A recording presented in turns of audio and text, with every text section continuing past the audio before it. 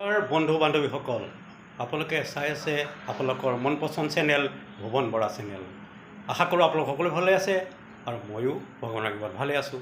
আজি লৈ আহিছোঁ আপোনালোকৰ মাজত এটি চেলেঞ্জ।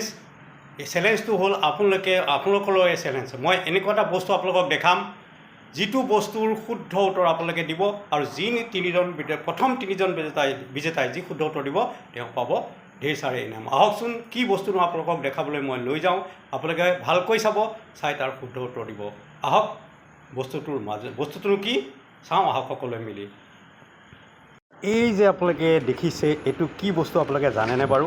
মই বস্তুটো কিন্তু কৈ দিম আপোনালোক কি। এবিধ জলকীয়া, কিন্তু আপোনালোকে মোক এতিয়া উত্তৰ দিব লাগে এই জলকীয়াবিধৰ নাম কি, আৰু এই জলকীয়াবিধ আপোনালোকে আগতে দেখা পাইছে নাই, আপোনালোকৰ ঘৰত আছে যদি জনাব, আৰু ইয়াৰ কিমান জ্বলা সেইটো জনাব বুলি নিশ্চয় আশা ৰাখিছোঁ। চাওক জলকীয়াটো কেনেকুৱা ধৰণৰ লাগিছে, ইয়াৰ ৰংটো পিছত আকৌ কেনেকুৱা হয় আপোনালোকে জানেনে বাৰু? জানে যদি নিশ্চয় কমেণ্টত জনাব, আৰু যদি শুদ্ধ উত্তৰ দিব পাৰে তেনেহ'লে আপোনালোকে পাব ঢেৰ চাৰে মৰম। আহক আপোনালোক শুদ্ধ উত্তৰৰ অপেক্ষাত। ধন্যবাদ।